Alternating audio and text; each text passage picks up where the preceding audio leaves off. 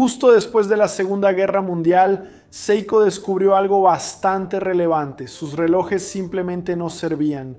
Siempre se rompían y no eran nada precisos. ¿Qué hicieron para resolver eso? Pusieron dos fábricas a competir entre sí. Hermano, agarra las palomitas porque te voy a contar esta historia. Es una historia muy buena.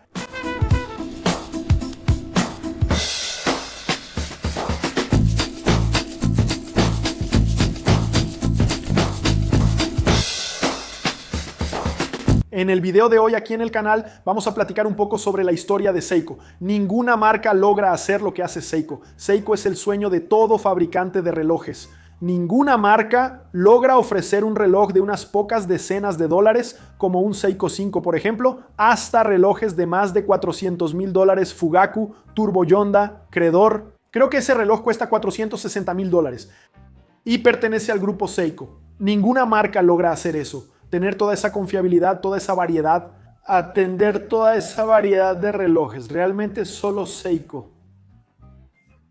Pero todo eso tuvo un costo altísimo para que ellos pudieran pagar y llegar a ser lo que son hoy en día. Te voy a contar un poco de esa historia, a hablar sobre Seiko. Ellos empezaron en 1888 cuando Kintaro Hattori abrió una tienda en Tokio para reparar relojes. No eran relojes de pulsera que en esa época todavía no existían, sino relojes de mesa y también relojes de pie. El primer Seiko de pulsera fue el Laurel en 1913 y tenía ese 12 en rojo. De vez en cuando Seiko lanza relojes que tienen el 12 en rojo. Es un homenaje al Laurel de 1913. La historia de Seiko empieza a desarrollarse con el Laurel, pero tiene un revés. Algunos conflictos ahí en el Pacífico. También culminaron con la Segunda Guerra Mundial, que empezó ahí en 1939. Ese conflicto fue decisivo para Seiko. Los tipos necesitaban reinventarse totalmente. Ellos sabían, Kintaro Hattori sabía que su fábrica iba a ser bombardeada. Después de todo, ellos estaban ahí en Tokio. Y Tokio, con el aumento del alcance de los bombarderos estadounidenses, los tipos sabían que era cuestión de días. Era solo cuestión de tiempo para que Tokio fuera bombardeada por los estadounidenses.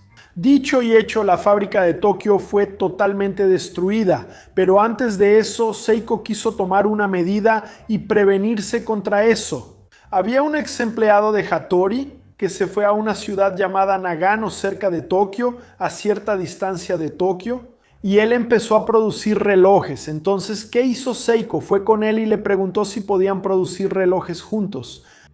Dicho y hecho, nació Daimi. 1937. En 1937, esa asociación empieza a tomar forma.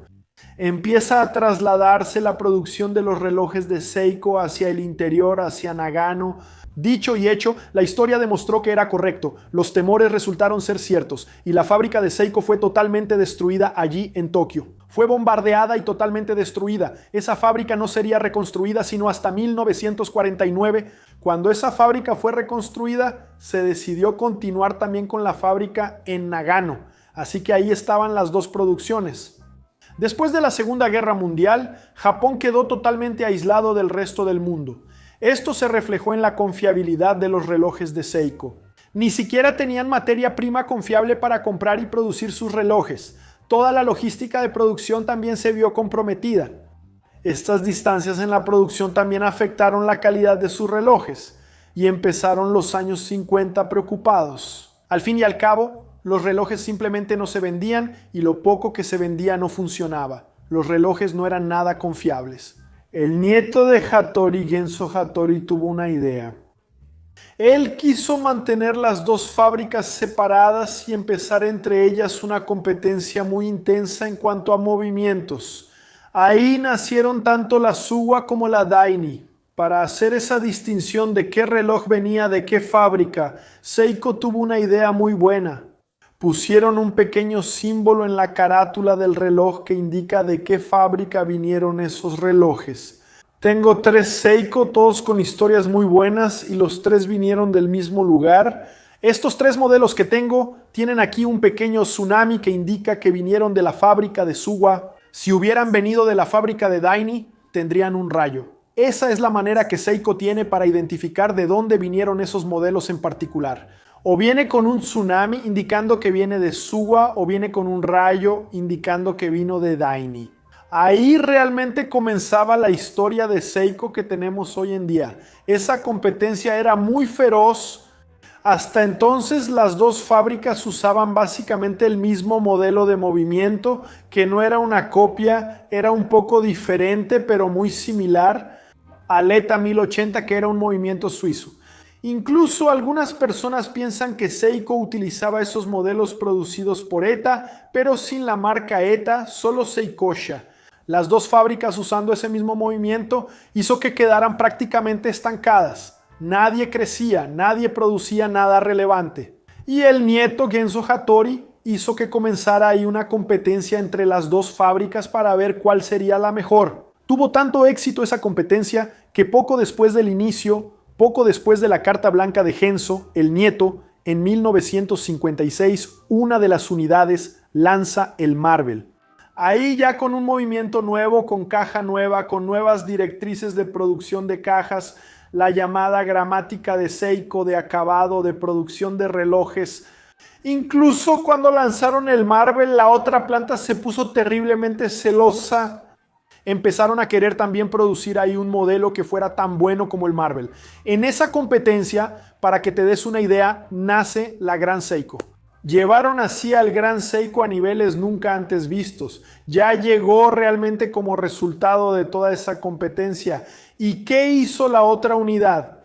Lanzaron el King Seiko. Una lanzó el Gran Seiko y la otra lanzó para competir con él el King Seiko, el Gran Seiko, para que te des una idea. El reloj ya fue lanzado con especificaciones cronométricas, cumpliendo con las especificaciones del COSC, especificaciones cronométricas. Fue un salto en menos de 10 años, un salto de calidad simplemente abismal. Es impresionante lo que esta competencia logró entre las dos.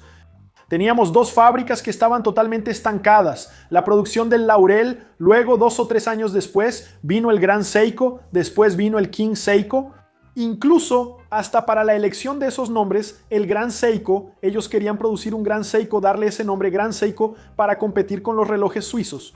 El King Seiko, cuando estaba por ser nombrado, ellos querían darle el nombre de Champion, ¿no? Champion Seiko.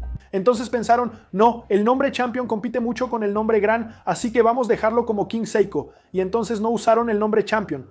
Entonces, la mayoría de los relojes ahí, entre los años 50 y los años 70, tienen el indicativo de qué planta venían. Llevaban o un tsunami o un rayo indicando de cuáles unidades venían. Toda esa disputa fue el núcleo para que Seiko sea lo que es hoy en día. Tanto así que hizo que a principios de los años 50, una fábrica prácticamente estancada, prácticamente quebrada, en apenas 19 años, en 1969 lanzaran el Astron, que fue el primer reloj de cuarzo comercializado en el mundo. Seiko es lo que es hoy debido a la competencia entre dos fábricas, una fábrica en Nagano y otra en Tokio. Interesante esa historia, ¿verdad? Si tienes algún Seiko de esa época, ¿cuál es el símbolo que tiene? Ve a echarle un vistazo, públicalo en tu Instagram y etiquétenos que vamos a repostear algunos allá en nuestro Instagram. Principalmente si vino de la fábrica de Daini, porque yo no tengo ninguno. Ninguno con un rayito, solo tengo con el tsunami, lo que indica que este chico de aquí vino de la fábrica de Suwa. Tengo 3 Seikos.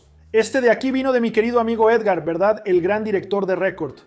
Pero mi H558, el reloj de Schwarzenegger, él lo usó en varias de sus películas de los años 80, incluso estaba viendo en Netflix El Sobreviviente. Y Schwarzenegger es conocido por, él está usando un Casio, él usa un Casio en esa película, pero al principio está usando este de aquí, el H558, este pequeñín de aquí, mi POG, ¿verdad?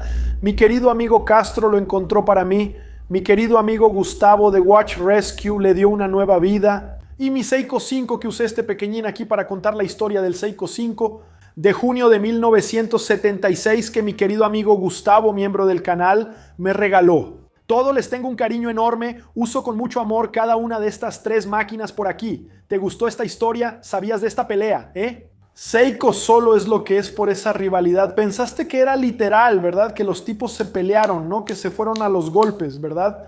Ah, no, espero mucho que les haya gustado este video, que nuestro Dios pueda bendecirlos siempre y cada vez más, y claro que pronto nos vemos. ¿Dónde? En nuestro próximo video. Chau, chau.